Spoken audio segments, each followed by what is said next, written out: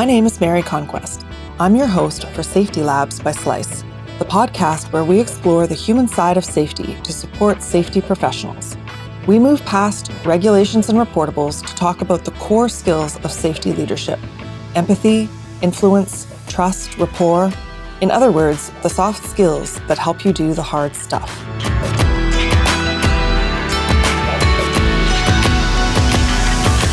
Hi there. Welcome to Safety Labs by Slice. Lots of safety consultants work with the leadership of an organization to help them improve their safety systems.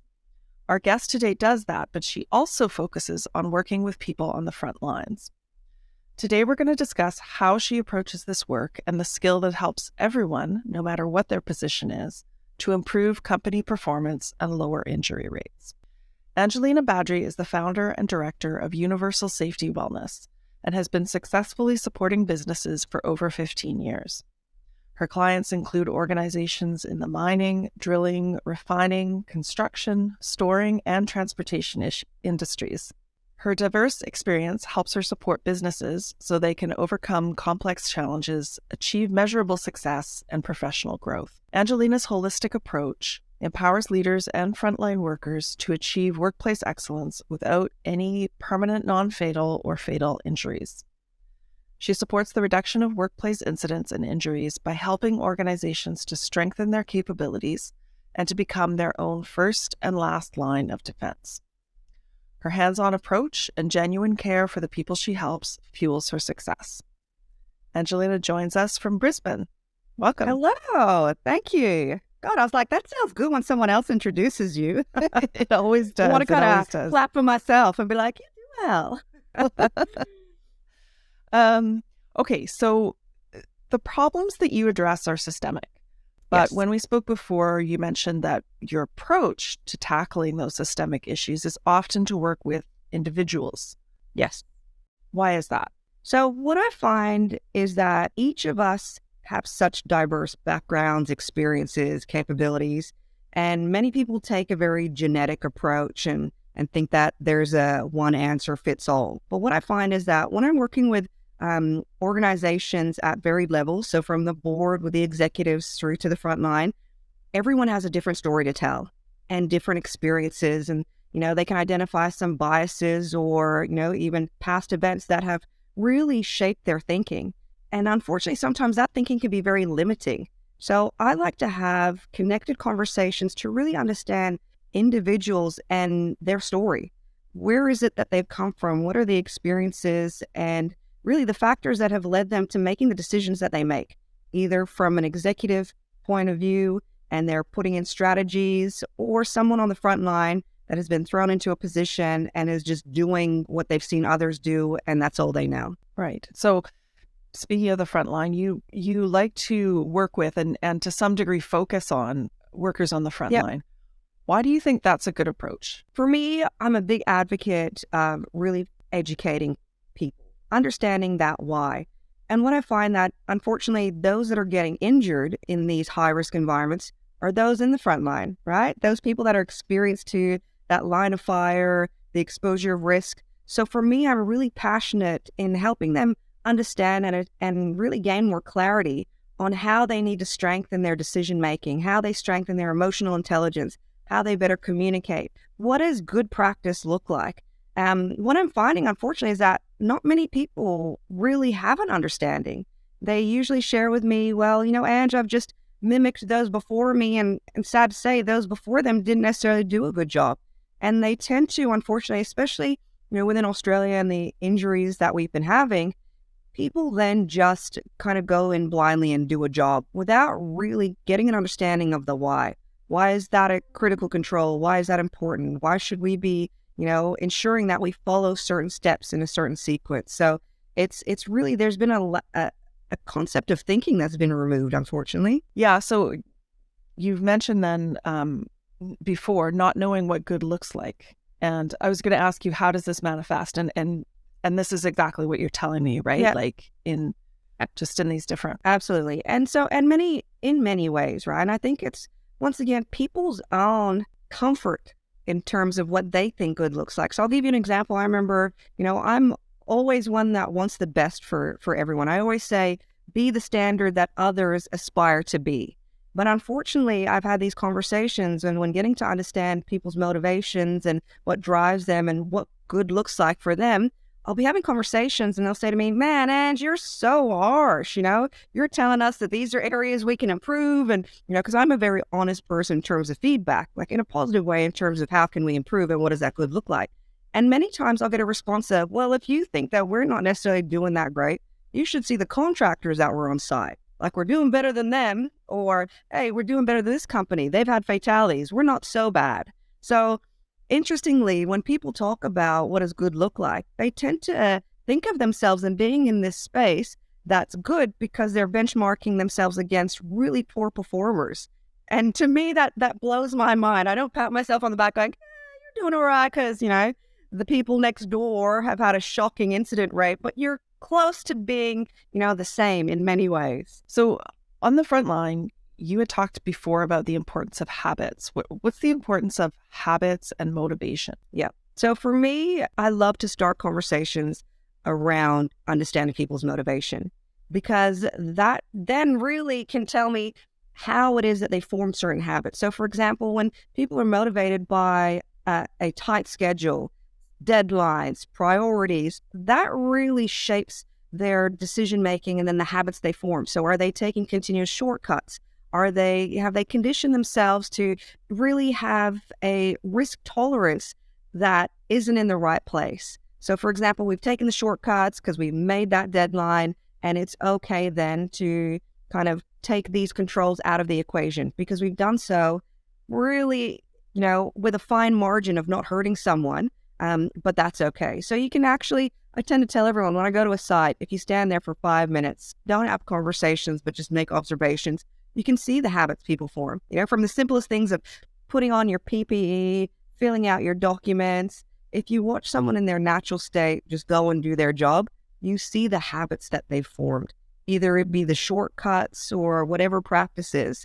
And that's a dangerous space because, if you've really conditioned yourself and created these habits that aren't helpful, it takes a fair bit of work to then change that. Because you think about it, right? Our age, how many years have we spent doing the same thing? It takes time to create those habits and it takes time to break them. Yeah, it's kind of like they're a manifestation of the priorities, and they may not even have been the priorities of that worker to start with, but they're the priorities of the organization, at least what the worker has understood of the priorities of the organization. Yes. And I think it's unfortunate in the sense of we then don't communicate well when it comes to those priorities. So for example, like I said, I'm a big advocate with working with the front line because they are so powerful as well in terms of shaping that outcome of what good looks like. In the instance of, for example, if someone then comes to a site and gives a directive, well, we need to do this and it needs to be done within an hour. If you have the people that are on the tools and in the front line saying, we can achieve the end result of that task, but to do it safely and effectively, it actually takes an hour and a half. And these are the things we need to do. And this is why you rarely get pushback in the terms of people saying, no, that's not good enough. But there's an assumption, and people have these perceptions, especially from a management standpoint, that, well, I just assumed it took this long, or I didn't realize that you had to do A, B, C, and D. I'm thinking of it from an umbrella perspective. And yes, I have this target of what I want done, but the details really don't get spoken about. But when people get better at communicating what they need, what it'll take to do that job safely and effectively, that helps change the whole dynamic. So we need to get better at have that whole storytelling and connected conversations is really important to also support the culture that's been formed. It's a weird pause. I had a thought and I can't remember. Please edit that out. So what you're finding, though, is that when people are able to communicate these issues, the pressures or whatever, the details, and I'm talking about someone on the front line saying, yes, no, I'm sorry, if you want it done safely, it will take longer, for example. Yeah. There's less pushback than they anticipate. Is that... Are they Depending surprised on how, by? Yeah, I think it's depending on how they have those conversations. So for example, I've seen some people at the front line going, well, that's crap and we can't do that. And you guys push us to do things and take risks. And, they're throwing all of these statements, and many of them are true in terms of the emotion attached or how they feel, but they're not actually getting I guess, amongst it in the forward planning to say, okay, well, what we actually need to do the job on the front end is time to mobilize, time to get the equipment in place, time to do our pre-starts. This is what it takes for us to do the job, and this is a realistic time frame. So it's about having those conversations in a meaningful way. That's not just saying, well, what do you know? And you guys, in terms of the management team, are always coming here and telling us how to do things and cutting our time short. And so it's really like, I've seen it unfortunately so many times, and it can be very challenging when you've been on a site and you feel like you've got all this pressure, whether that's perceived or not, to do a job, and then you have someone that doesn't seem supportive because they're telling you something that you may realize is not necessarily realistic, but how are they communicating? And what I find, especially with people at the front line, which I appreciate, right? They want to do a good job. They want to get the job done. They want to be helpful. Not many people want to say, no, I can't do that. They want to see that outcome.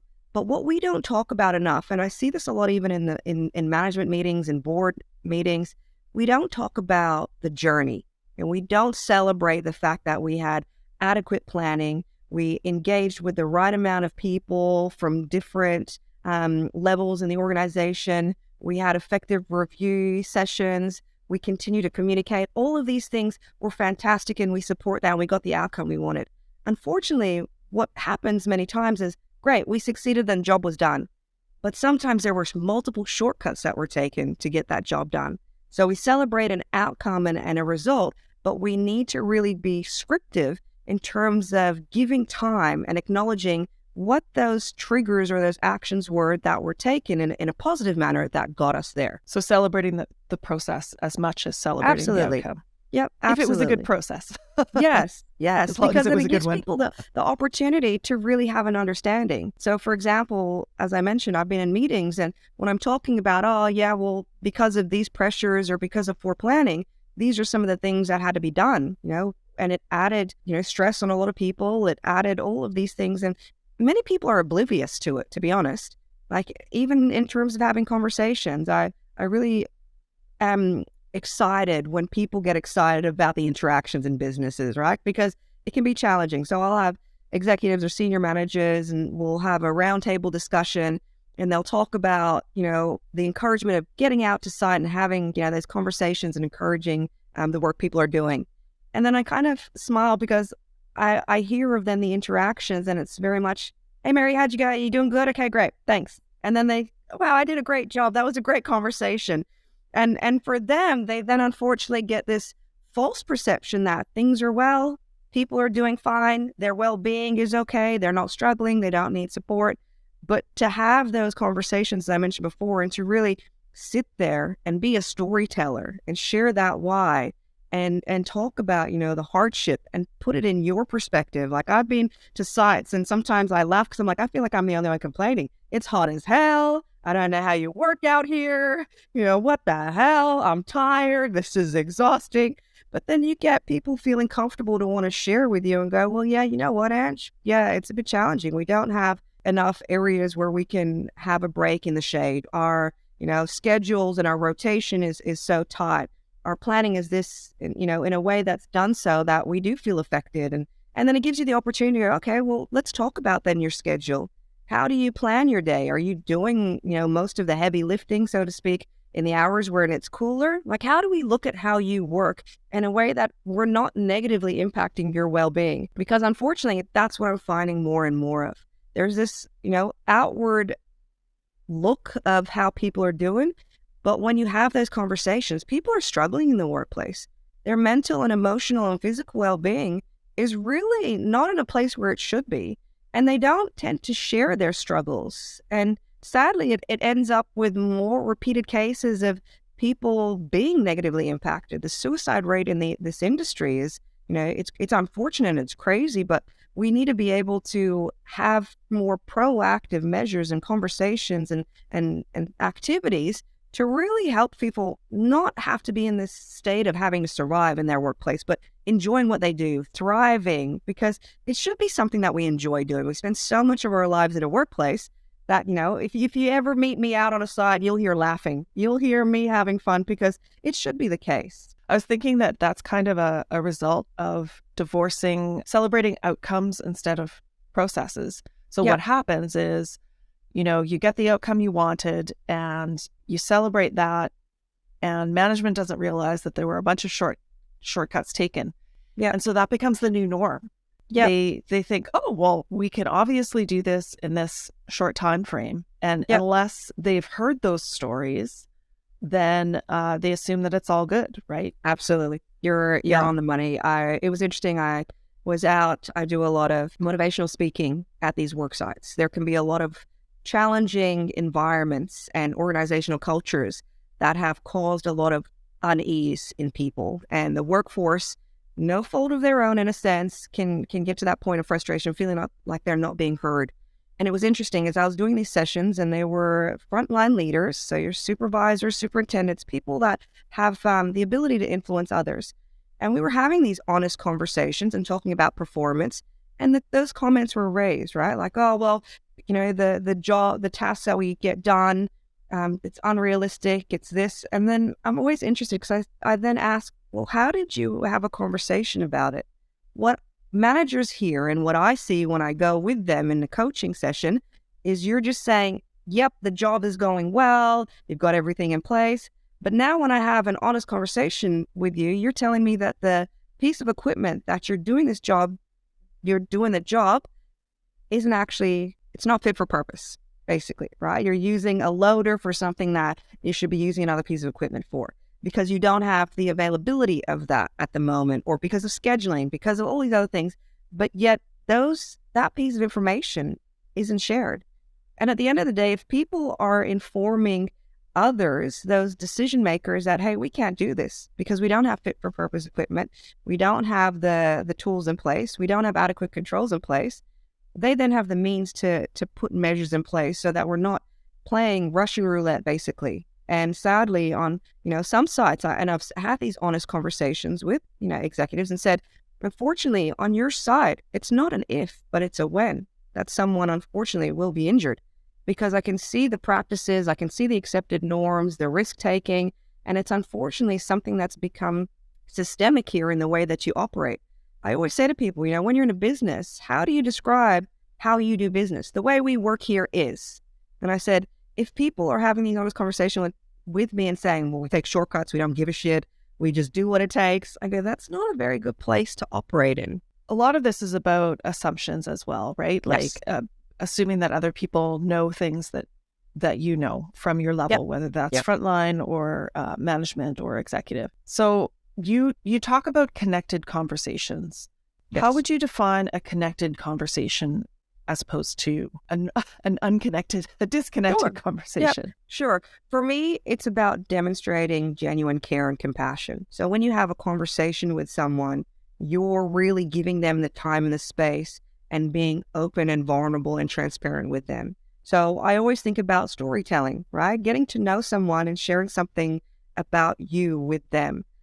Because I find in so many cases, right, someone will come up and have a conversation and they're sitting there doing this on a phone. I'm paying attention to you, but I'm actually doing something else. Well, what you're showing me is you don't care. You don't even know me. And for example, I remember working on I was on location, and one of the roughnecks on a rig came up to me, and I knew these guys. I knew, the things they did on their time off. I invested in getting to know them and their story. And one individual came up to me and was so irritated. And I was like, whoa, what happened? Okay, tell me what's going on. And he was so agitated and just put off because he had said that one of the senior managers had come to location and had a conversation with him, but introduced himself and had a conversation like he had never met him before, but it was the 6th time. And so for him, he didn't feel valued, right? You're doing these 12-hour days, and I've spent 1 hour on the rig floor trying to, see what it's like to be in that position. And it is a hard job. I could never do it. And I commend anyone that can do those physical jobs. And so for him, he was like, I bust my ass. I put myself at risk. We physically do this job for them to, make money. And he can't even take the time to remember my name or something about me. And so for me, it's about that whole connected conversation is giving someone that space and actually valuing them and their story. What is it that brings you to want to be on this site? what is it that motivates you? What are your challenges? And with that, you're better able to really build more of that safety well-being, that holistic well-being that I talk about. It makes me laugh sometimes when I go to locations and people are like, oh, I can't stop telling you personal and private things. It's like a session with a psychologist and I need to shut up, because they're allowed to feel that there's someone that actually cares and wants to know. Because for me, one of the reasons I've been successful with the jobs I've done is because I genuinely care and I have these connected conversations to determine someone's state of being. Because even though, and I've worked with many people that have had years and years and years experience in the field, and they can be the technical expert, their mind might be clouded one day, right? They've got family issues, a child that's unwell, they themselves might have health issues, and that does consume your mind. You're either worried about things, you're thinking of things, you're scheduling things, and even though you're present on that work site, you're exposing yourself to a line of fire. You technically know you need to have a permit to work, you should be isolating and doing all these things. It just becomes a cloud where that suddenly just gets removed from your mindset. So for me, having these conversations allows me to understand where exactly people are at and what ways we as individuals and organizations should be helping these people to better that state that they're in, to support them then be safer in that work environment. You start by having these connected conversations to get to know people. And Yes. You're talking about the front line, but I imagine this is also true for all levels, right? Executive Absolutely. and management. Yep, absolutely. The trick, I would think, though, is for them to be able to have those conversations after you've left. Yes. So how do you go about teaching them to cultivate, or how that level of conversation? Like, how do you bring that about? Yep. So I do a fair bit of coaching. And for me, it's about getting in that work environment with that individual and sharing the examples of what those conversations are like. Because, I understand some people's hesitation. I've met some people that said, Ange, I can't talk to that manager. That's a manager. Or they'll be in a room. I remember working in even a corporate office, and I was on the level with the executives and the CEO, and we had a shared kitchenette. And so I'm there making my lunch, and the CEO walked in, and some people just left without making their lunch. And I was dumbfounded because I'm like, hey, how you doing? What's for lunch? What's on the menu? We're all human. And I went to these people after. I'm like, what happened? You just left. And like, oh, well, that was the CEO and makes me nervous and all of this. So it's about understanding that we all, yes, have a value to add in terms of where you are in the organization, but we're all human. And people actually enjoy having conversation. It's about your approach. If you go up to someone, introduce yourself, tell them a little bit about, the position you're in, what you've been doing, and reciprocate that in terms of showing interest in what they're doing, you're able to spark up a conversation. But many people put these walls, these barriers in front of them because of either fear or, especially some people go, well, if I say the wrong things, there's ramification. Or if I, I'm not approachable in a certain way, that could be my job. Everyone, unfortunately, when I've gone around and done many workshops and road shows, and I ask people what motivates them, one thing that comes up no matter where I've traveled, no matter who I'm in front of, is fear. Fear is a big motivator. Fear to lose my job, fear to look stupid, inadequate. But we need to really use that fear in a sense to allow you to push yourself out of your comfort zone. Because also the more we do this in terms of having these conversations, the better you get at it. I've had clumsy conversations and walked away and gone, oh my God, that was embarrassing. Have a laugh at myself. And then the next day when I see that person, laugh about it and go, oh my God, when I had that conversation with you, man, I stuttered. It was like embarrassing. And it's funny because a lot of them, in terms of their response, was, you know what, I didn't even realize. I actually appreciated that you came up and introduced yourself. Not many people come up to me and have the conversations. And it's actually really nice to feel like I'm getting in amongst it with people. So we need to really just be able to approach someone, have a conversation without a sense of fear, be honest, be vulnerable and transparent, because there's so much power in that. Like I've even coached executives that they themselves say to me, Ange, I'm really uncomfortable in terms of speaking in front of crowds, or, I'm an introvert. I don't necessarily talk like you do, or, have the vocabulary, the way that you speak and motivate. but that's okay. It's okay to be you, but there's something very powerful in also sharing that with others. So I had a session with an executive once, and we were having, a deep dive in terms of their characteristics, how they approach people. And there was, a lot of people that got agitated because they felt that there was never any engagement. And so for them, their assumption is, well, they think they're better than us. We're the scum. There's this hierarchy, and people don't talk to us down here because we're the workers. But unfortunately, it's because they had their own issues in terms of, fear. I'm an introvert. I don't know how to communicate. And then it was astonishing, right? Because then the next time they went and had a discussion with their team, they shared that. They said, I hope that you don't think that I purposely choose to not engage with you. I'm actually an introvert, and I'm working on getting better at speaking. So I hope that you take the time and come up and have a personal conversation with me. I really thrive with getting to hear about what it is you're doing and the ways that you guys are, getting the job done and what it is that I can do to help you. And it was interesting because then workers were like, oh, I didn't even know that about them. I just thought they were holier than God. Yeah, well, I think assumptions and perceptions play a lot into it. I mean, I'm sure that there are some workplaces where, management does think they're better than, or, there are some places, of course, and some people where this sort of fear is justified.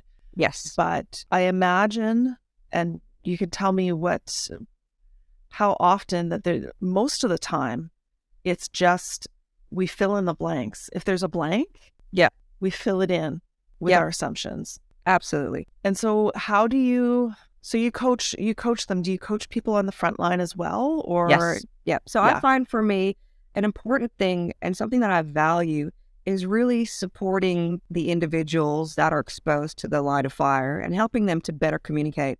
So even, I've helped people that have taken a step change in their career, and I really feel for them because part of what I do as well is providing support as an executive advisor or consultant. So I go into a lot of businesses that say to me, and, we're frustrated because unfortunately when it comes to having conversations around safety, it's very negative, right? It's a non-conformance. It's a regulatory notice that was issued to me. And businesses feel that they're doing so much in that safety space, but they're always getting hammered. That's not right. This is wrong. You need to do this better. And so what I appreciate is because I do have that honest approach, the willingness to want to help support people, I tend to get brought in to do baseline assessments. And so what I find when I do these within organizations is you're able to then find their pain points and where they're actually at. And one thing that I notice in particular, especially when then you look at where a lot of the incidents are, and it can be a mixed bag, right? Operators dealing with contractors. The majority of, unfortunately, incidents that occur is contractors, but they're also doing a lot of the specialized work. So it's understandable, right? When you look at who's doing the work exposed to the line of fire, it's them. And so when I go around and I then do interviews, I go and have observations, I actually get amongst it with the crew, get my high vis on and go to the work face, I can understand why they struggle sometimes. So I then am in a car, let's say a light vehicle, with a supervisor heading to location. And then I have those conversations to understand, right, the decision making, a bit about them in terms of their personal journey. And they'll share with me that, they were identified as a really great operator, which they are. And they then got given the opportunity to have a step change. So they got promoted. Fantastic, right? Reward and recognition, brilliant. But unfortunately, what a lot of businesses don't do is support that step change.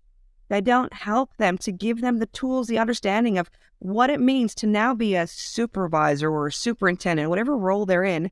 And so for me, as I'm then having this understanding of their journey and getting insight in terms of, okay, well, then how did you learn how to do the job that you're in? Because it's a different scope of work. You have a different amount of responsibility, and it is a very heavy role in terms of responsibility.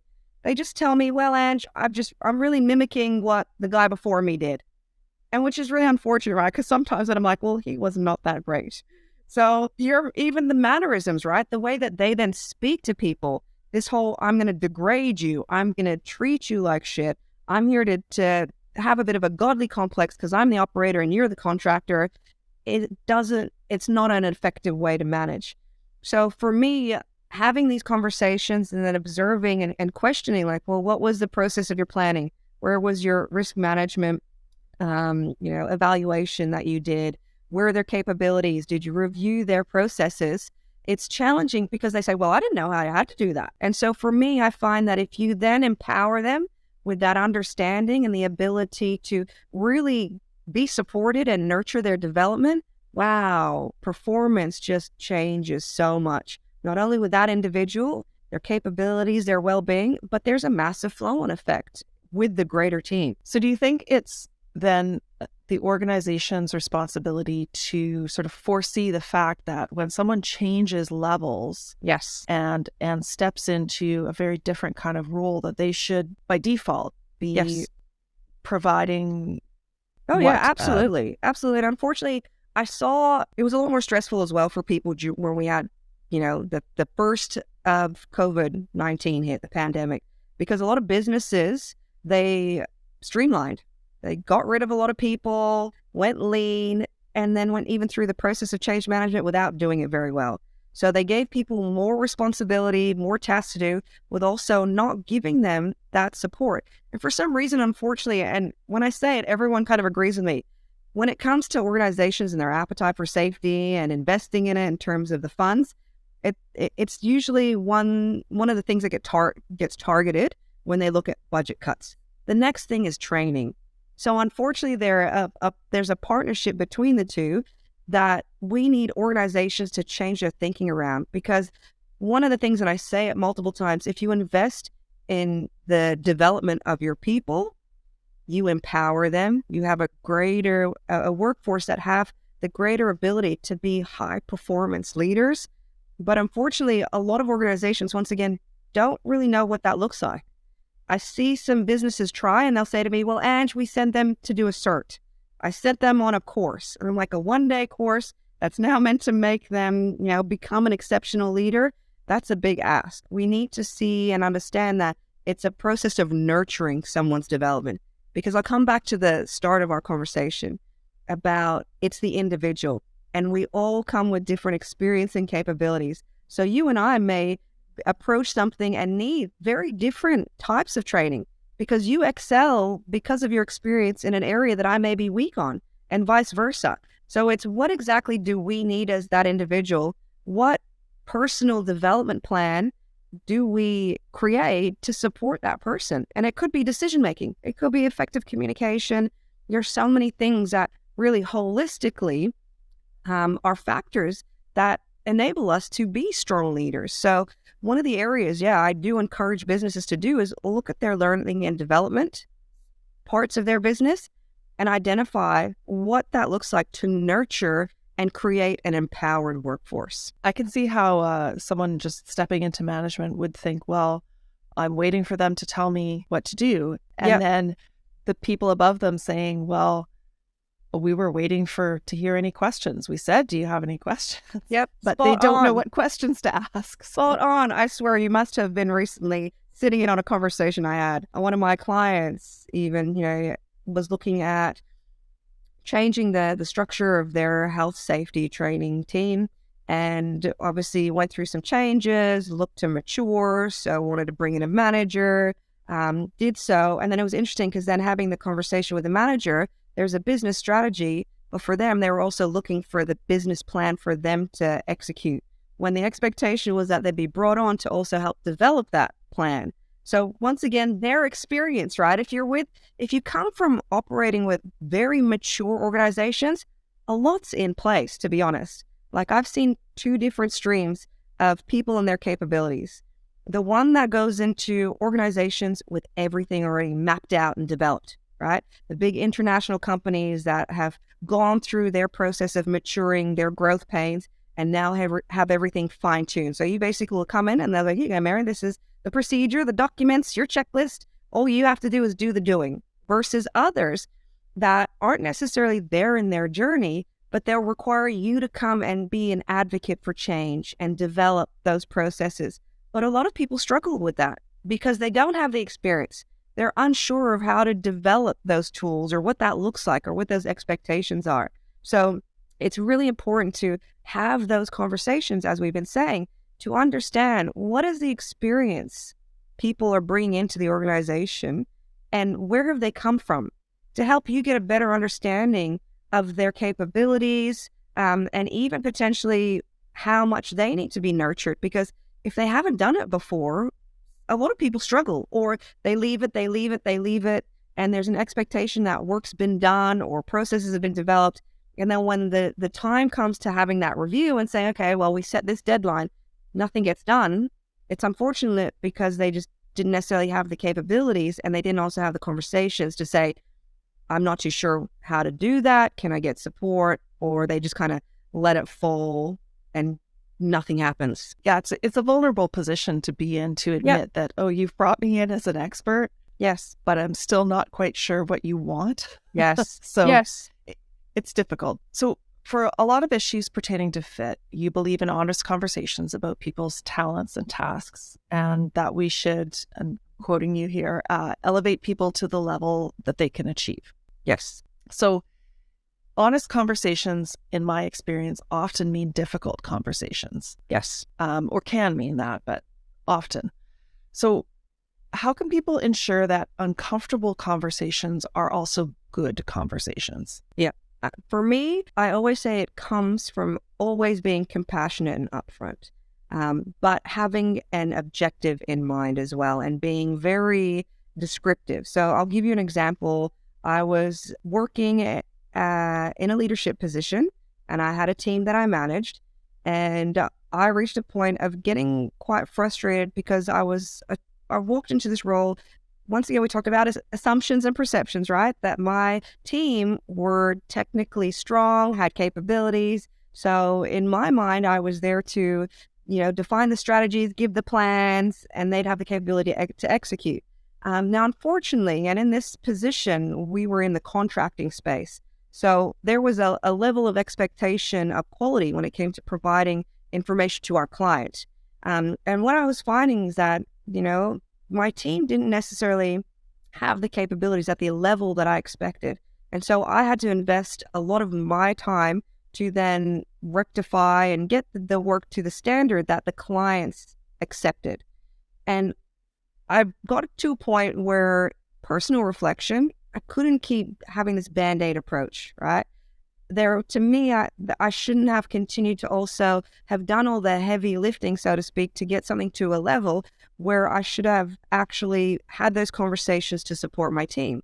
And so for me, I reached a point where I had to have a very honest conversation that can make people uncomfortable. So I had to go and have a conversation with my team members. So I went out to location. And like I said, I'm a big advocate of empowering, coaching, elevating people. And so we sat there, and I was very honest with my intent. So started the conversation about saying, I tend to spend a number of excessive hours having to get the reports that get issued to me to a level that's accepted by the client. I want to give you some insight in terms of sharing with you the quality of the documentation that they accept versus the document that I receive from you. And I'm doing this because I want to work with you to help you to get to this level. But help you understand that my commitment to you is, a willingness to work with you, give you 3 months. And this is when it comes to that development plan, right? I want to give you a set time frame, define those expectations of being able to help you get to the standard where I don't have to invest hours on it and updating, amending your documentation for it to be approved. And I was very taken back. His response was one where he got a bit emotional. And once again, I then reiterated, this isn't from a place of being nasty. This is a place of me wanting to help you, right? I can see that you work hard and you invest a lot of time. So I want to help you to be able to get there. And I was very humbled by the response I got. And it was one where the emotion was described as, I'm not responding this way because I'm, necessarily upset by you telling me what you're telling me, because I'm so actually appreciative. I'm frustrated at the fact that I've been working in this organization for many, many years before you stepped in and became my manager, and nobody told me that the quality of my work was poor. So I assumed that what I was doing was a good job. And now I'm thinking to myself, was everyone just sitting there, or are people in the back, laughing at the quality of my work? Because when I showed him, remember what good looks like, what was submitted, what the clients appreciated versus what was initially provided, he was able to see the expectation was for him to get to good. And so he really appreciated that. It was a hard conversation, right? Many managers that I've seen have a very short fuse as well when it comes to them themselves being frustrated. And for them, it's either step up or ship out, and we'll get someone else to do it. But I'm a firm believer of giving people the opportunity to develop, to gain the skill sets, to elevate themselves. And I was so thrilled at, once again, that response, the humility to be honest with me as I was with him, but also his willingness to want to learn from me. And I'm so thrilled when I now, look at his career progression. He's taken a manager role. I've got another advisor that stepped into a director's role. But it's only by having these difficult and challenging conversations, because not many people like to share bad news. And I unfortunately think that's the case as well when it comes to the industry and the fatalities we're having, when it comes to the suicide, when it comes to the injuries we continue to have. People don't like to share bad news. And I find it so unfortunate, because even when I get asked to go into these organizations and I then have these closeout meetings with the executive team, with the CEOs, I always sit there and I ask the question, are you surprised by the information I'm sharing with you in terms of the state of where your business is at, some of the areas and the challenges that you're facing? I obviously give improvement opportunities and action plans, but the majority of the time I get a yeah, I'm actually surprised. And that takes me back, because I'm like, how is it that you're the only one person or the only team that doesn't realize the struggles or the culture that's been formed? And I appreciate the honest response, because they tell me, well, Ange, the information that we get told is things are going well. The imagery that we see is, like you said before, right? But the job got done within the time frame that we set, within the budget that we defined. Work is continuing on, and we're, a productive organization, without actually understanding that, hey, you know what? Your equipment's not fit for purpose. Your maintenance schedule isn't adequate. There's shortcuts being taken. All of these things, when you start to then say, this is the reality of how your business operates for you to execute and have that outcome that we're all celebrating, they're unfortunately really taken back by it. And it's a very uncomfortable and dangerous space to be in as well, because no one, hand on heart, actually wants people to be harmed.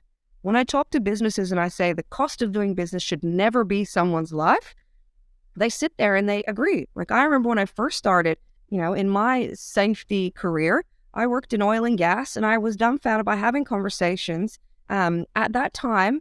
And the appetite was, hey, Ange, yeah, we factored X amount of dollars for X amount of fatalities, because that's the cost of operating. That's the nature of the job of what we do and how we do it. And I would honestly have these challenging conversations because I could not agree. And I would educate them in the sense of, no, like, our processes, the engineering that we have, the designs, the people as competent experts in their space, there is never a reason for anyone to pay the price of their life to do that job. And so we've gone through this evolution in a sense of changing people's mindset of what it takes to operate and what that, looks like. But it's still a very slow process. So we went from cost of doing business is fatalities, which unfortunately it still is, right? There's still a lot of fatalities in the high risk industry, to then a motivating factor being pushed because it was regulated. So we have acts, we have regulations, we've got codes of practices. So unfortunately, people had to be forced to change their appetite and willingness to do things safely because it was mandated. And in order to operate, in order to have licenses to operate, you have to follow legislation. We need to move forward where it's not something that we have to do, but we care to do. We want people to not be negatively impacted. We want people to enjoy what they do. Like I always say to people, the heartbeat of every business is the people within it. Why not allow them to elevate themselves, thrive in that space that they're in, and enjoy it? Like, there's nothing worse, and trust me, I've experienced most of it myself, where you have to sit there in bed going, oh, how do I muster the energy to go to work today? Because there's all of those psychosocial hazards and factors you're dealing with, right? I have, the relationships aren't working. There's harassment. There's unrealistic job expectations. There's lack of clarity. There's poor reward and recognition. you can already be faced with so many challenges that we shouldn't we shouldn't battle with ourselves to find the motivation to then want to go and, be a participant and be purpose driven and provide, an organization the opportunity to support people. One of the things that as you're speaking about conversations and difficult conversations and sort of bridging gaps of understanding is timing. So difficult conversations are difficult. Yes. However, the longer it takes you to get around to saying them, like I'm thinking about that worker who was saying, I've worked here for years. Yep. And if someone had told that person, on the first week, well, no, this isn't acceptable, then it would hurt a little. It'd be a difficult conversation, but Very nowhere true. near as difficult as it would be 10 years down the line, for example. Oh, very much so. Yeah. And we're the harshest critics of ourselves. Like I always say, my expectations of myself are so high, and I will be the one that will, pick it at most of the things we do. But you're absolutely right. And that even comes down to the habits that we spoke about. In order to change people's perceptions, their decision-making, and their habits, we need to have immediate conversations. And when I say immediate, so for example, when you're in a workplace environment and something happens, we need to have the conversations when things occur. So for example, I was on a location and then someone came up to me and the management team after the fact and said, "Hey, I saw this person doing an unsafe act and I'm telling you," and just reporting it. And I was dumbfounded because I was like, well, when did this happen and what conversation did you have and how did you help them, rectify that? Potentially they didn't realize they weren't doing the job safely and effectively. There are some green people or new to industry people that are out there. To me, I'm like, every moment is a teachable moment. And so they kind of looked at me like, well, no, I just saw it and walked off and I'm here telling you. And I'm like, and it's 3 hours later. And this person, like, you walked away even.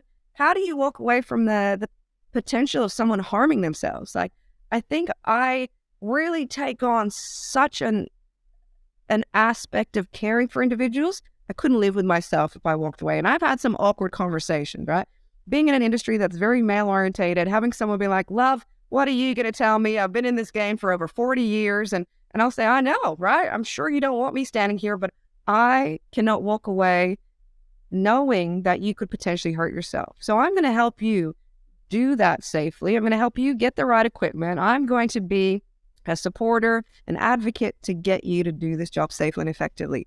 But if you walk away and not have that instinct, like, I think that's a really sad thing. Like, I've been on work sites, and even if it hasn't been something to do with my team, because I'm part of an organization, I'm accountable. So I'll go to locations and, a lot of the crews will be dumbfounded because I will stand there and be humble and show humility and be vulnerable and say, how have I failed you? How has my team failed you? How has this business failed you? For us to get to this point where you're struggling or we've had incidents, where have we gone wrong and what can we do better? And then you'll have people go, well, we need the right tools. We need the right time. We need, more people that are competent. We need this, we need that. Okay, great. So let me help you along that journey. But I refuse to not realize that I have a part to play and I have the ability to influence in a positive way. And I think people need to understand that a little bit more. Have those conversations then and there in a respectful manner, because sadly, I still see it where it's not, right? They'll be cussing people out. "Hey, you dumbass," and this and that. I'm like, how does that motivate anyone? I've seen even sadly people, executives that have been, given some advice, sadly, when we talked about that mannerism, I'm here because of my role and how they should engage with people. And they've been told that it's like, that parent-child relationship. And I've just sat there and went, when does that work for anyone? By you talking to that individual who's actually, random example, a grown man who's in his 60s with children himself, and you're talking to them like they're this small and that they're a child, will never motivate anyone. But if you come and you're at that same level in the sense of, I care for your well-being and I'd love to get an understanding of how you're doing that job, because from my understanding, the process is that we do A, B, C, and D, but I didn't quite see you do that. Can you explain to me, why that is or what I'm missing out on? Be respectful and understand that it's that relationship where it's not, I'm dictating to you when I'm going to belittle you. because it doesn't motivate anyone. And I've seen a lot of people in those positions where they're grown-ass men being spoken to like they're this, and it doesn't do anything to foster a culture of care and well-being and motivation. If anything, it actually causes some people to take the reverse and go, screw you, I'm going to purposely then take a shortcut, or I'm going to, potentially sabotage something because you treated me like that, and I want you to suffer in the same way, in a sense. So we really need to change that whole mentality and approach and just look at it like, and maybe I'm different in the sense of I look at people as if they're, people that I care for. I got into this industry because, my dad is a petroleum engineer and my brother is an engineer, sister's an environmental advisor. We're all in this space. So it could be anyone. I look at, well, you could have been my dad, my brother, my sister exposed to that risk. Would I allow them to put themselves in that position and be harmed? Or would I speak to them in that way or expect them to speak to me? No, I care for you and I want you to be safe. How can I help you? Or what is it that you're struggling with? And for me, I guess I've been always willing to also be the voice and an advocate. I will back anyone 150% when it comes to safety. And I always say to them, if you're challenged to have those conversations with the management team or whomever you're feeling that you've got that conflict with, I'm your advocate and I will have that conversation for you to get that solution. So I think it's really important, especially as, you talk about people in the safety space, they need to be able to be advocates, to speak for people, to support them, to deliver messages, to also encourage them to build the courage to have those courageous conversations, but also not let someone struggle. Like if they are having challenges, and I've done that myself, right? Gone up to a manager and gone, wow, the way that you've engaged with your team is not one that inspires them to do things safely. Like be willing to, once again, have that uncomfortable conversation, but with an intent to have a positive outcome. So because your approach is holistic and you work with all different levels of an organization, and the answer to this may be it depends, but how long does it usually take to get to see the kind of change that you're hoping for on an organizational level? Yeah, it really varies. So the key for the driver of time frame for success is really the level of buy-in, first off, from the executive team. I find that from my experience, if they're in and they're willing and they have the appetite to change the way that they operate, to take a different approach, which is, I always say my holistic approach is very different to what others do, then the turnaround in terms of their improvements can be quite short. So for example, one of the engagements that I recently had with an organization, the CEO was the one that had the vulnerability to say, hey, I'm uncomfortable and I have chronic unease. I don't want to be the next organization to have a fatality, because they have been multiple ones that have occurred. So our incident rate is doing this, and it's not giving me a level of comfort that we're doing anything different to these other organizations that will foster the outcome that I'm after, which is no one getting hurt. So how do we do that differently? And so because of that, the executive team then, became a think tank group, and they had also the willingness to approach me to do something different. And so from that and going through and then having these touch points, we did workshops with everyone in their business, from the operator to the admin, with the general managers, collectively talking about motivations, where the business is at with decisions. We encouraged and empowered. It's all about that. Empowered workforces create safer work environments. Because we did that, it's now been 6 months since we've embarked on this whole roadshow, roadmap to change, doing safety differently. And they've had a decrease of injuries by 50%. They've had wins in the sense, I had one of the executive managers call me and say, Ange, I want to celebrate this conversation with you. I was like, oh, tell me. They had one of the employees that participated in our workshop go out on location and said, when we talked about weak signals and chronic unease and situational awareness, and how you need to use your safety intuition as an indicator as well to, really analyze if you're making the safe decisions, if your actions are reciprocating the ways to keep you safe.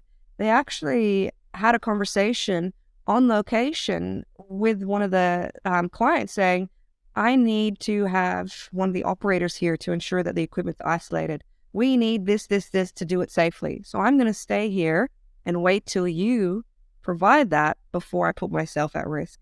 And that was phenomenal, right? Because unfortunately, previously, what people do, they have that sense of fear. I have to just do what it takes to get the job done, and just say yes, yes, and appease everyone, and know that I'm actually doing a job where I'm putting myself at risk. So, for example, there was a near miss on one location, not with one of my clients, where someone hadn't adequately planned the job, hadn't had the right people participate, the isolations hadn't been done. And so the piece of equipment then moved when an individual is working and working under a load, and it could have been a fatality. So the little things that, are so important, we need to empower people to have that voice, to be able to understand when something doesn't feel right, to question it, and then take action there. So, for me, that's what motivates me, to be able to honestly empower people to strengthen their holistic capabilities, their understanding of their decision-making, their observations, their effective communication skills, that safety intuition, so important. And then the way they build those habits and take action to help them truly be that first and last line of defense. I think it's really unfortunate that we've conditioned people to just go in blindly into jobs. I remember being on location once, and I was there for a while, and, you hear the environment, you hear the movement of, the grass around you when you're in an open field, you hear the motors running, it's like a song that you've now formed an understanding of the beats to it. And suddenly something changes in terms of that noise. And for me, my gut sank. And I was astonished because I looked around me at people that, to me, are the subject matter experts, right? Guys on the tools, the people that do the job, the operators, the technical experts, they actually work with their hands and understand that equipment. And so when I looked to them, I would have expected them to respond the same as me, like, oh, what was that? Red flag. And when I have turned and done that, I just see a blind willingness to keep operating. And so when I was on location and this noise continued to get louder and my gut feel was, mayday, mayday, you better run. Because if something goes wrong, it's unforgiving and it could be catastrophic. I turned to the operators next to me and said, do you hear that? Like, that to me is something different. And the response I got was a real big eye-opener for me. And I had basically, I had the response of, yeah, I hear that. Never heard it before. Don't know what it is, but it's okay because I'm following the standard operating procedure. And my mouth just dropped, right? And I was like, okay, well, I'll make the executive decision to put tools down, because what we should be doing is understanding that situational awareness, that safety intuition, that gut feel that something isn't right, because now there's these signals that something's changed our environment, and we need to use it as an opportunity to investigate and not wait till something's catastrophic. And so we did, and we found out that there was a piece of equipment where a bolt was working its way out. So it needed some maintenance. Could have been catastrophic, could have cost millions of dollars, could have had someone's well-being impacted. And so for me, I wanted to have a safety stand down after that, because like we said before, right, that timing of having conversations, uneasy or not, is so critical. So they had fixed the issue at hand, and we went and sat down. And I'm like, let's use it as the opportunity. You're having your break, have a cup of coffee, refresh yourself in the shack. And I said to them, I just want to understand why it is that I was the only one that had that chronic unease in terms of the consequence of something suddenly happening like that and us not taking action. And I understand completely the conditioning of why they then allow themselves to be comfortable in that situation. There had previously been a number of incidents in the organization, and everyone had been told, you shall never deviate from that standard operating procedure. You must comply, or else that's it. That can lead to an instant dismissal. And so they then had this mindset of compliance driven. Do not go outside these lines in this procedure, or there are consequences of it being my job, which to me, I understand in terms of following processes, but it doesn't negate the fact that it's a guide to help you follow a safe process of doing the job. But it's not taking out your own ability to hear something change, to see something change, and use that as a trigger to stop and investigate and then make it safe. So we really had to have the conversation about, you need to strengthen your situational awareness and use that as an opportunity to go investigate and make some changes to make something safe instead of waiting till something catastrophic happens. But I completely understand how we've unfortunately conditioned people in the workplace to behave a certain way and to think a certain way and feel a certain way. Because I'm a big believer of how you think influences how you feel, and how you feel influences how you act. Yes, the organization can really create a mood by saying you don't deviate no matter what. You're essentially saying, hang up your critical thinking. Yes. Go in there and, ignore your intuition. Yeah. So we're near the end, but I have a few questions that I ask everyone. Sure. So my first one, at the University of Angelina, where would you focus soft skill training or human relationship training if you were to be training tomorrow's safety professionals? For me, a big one is care and compassion, like being able to really allow everyone to understand that we all have a story, we all have struggles, and being able to understand how having a humanistic approach to the way that we work really can influence some exceptional outcomes. I think it's unfortunate when I have, mentored a number of people and how negatively impacted they have become because of their workplace. Either it be social anxiety, depression, they get rashes on their body because that humanistic approach has been lost and they feel like a number and they haven't been supported, nurtured in their development. That care and compassion is missing. I think if we can all bring back that humanistic way of engaging with each other, we can work together and have such positive influences. I look forward to the University of Angelina. I'll still be trying.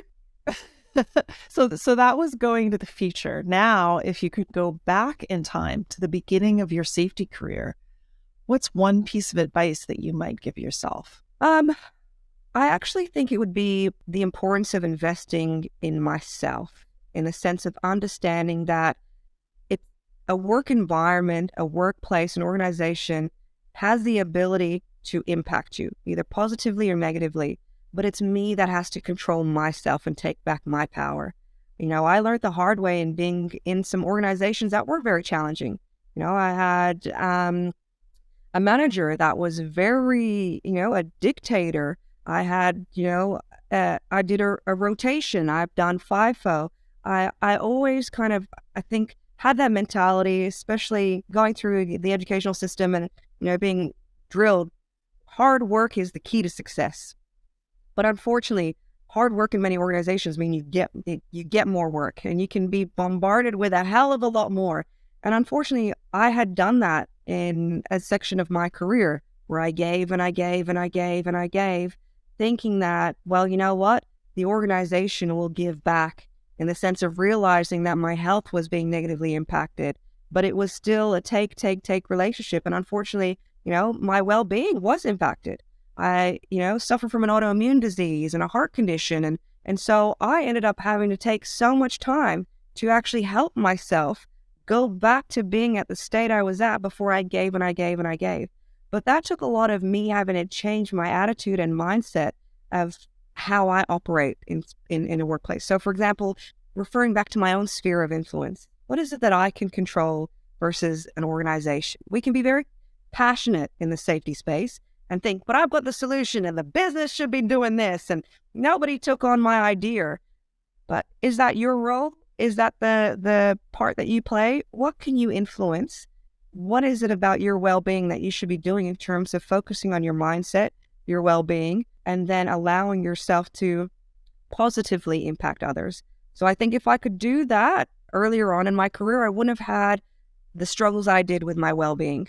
I would have changed my personal way of managing myself in a workplace and had probably a better outcome with that. Yeah, well, living is learning with that That's kind of very thing, true. Unfortunately. That is very true. Are there any resources like books or websites or organizations that you would want to point listeners towards that you would find helpful really in anything that we've spoken about today? I think I just always advise people to think outside the box. So when I mentor people and they think of either wanting to progress in the safety space, I wouldn't necessarily always just focus on reading a book on safety. So think about, individuals that have inspired people around personal development, around building good habits, around educating yourself, in the space of neuroscience, around, I still love the book Good to Great because it talks about challenging that mindset.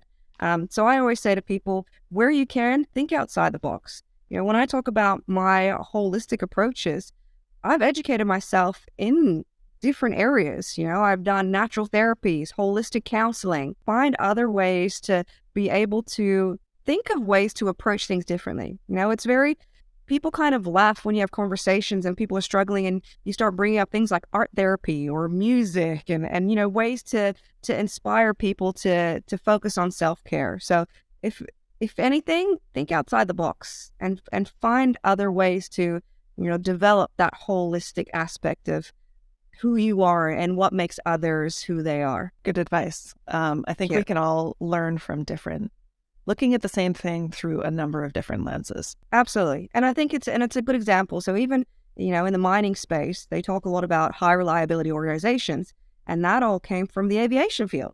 So even thinking outside your industry, thinking outside your expertise, you can learn so much. Just be open-minded to it. So where can our listeners find you on the web should they wish to reach out to you? Sure. So I am on LinkedIn. Just look me up, Angelina Badri. I love connecting with people and having conversations. But also I have a website up, universalsafetywellness.com. And I'll be putting a lot of resources there and helping as much as I can spread the word and facilitate learning however I can. Great. Well, unfortunately, that's all the time we have for today. Thanks to our listeners for tuning in, of course. And thanks so much, Angelina, for having an honest conversation. My pleasure. Thank you for the opportunity and the willingness to have the conversation with me. And of course, as always, my thanks go to the Safety Labs by Slice team who are on the front line of OHS podcasting. That's all for today.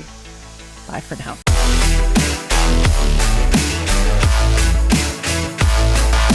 Safety Labs is created by Slice, the only safety knife on the market with a finger-friendly blade. Find us at sliceproducts.com. Until next time, stay safe.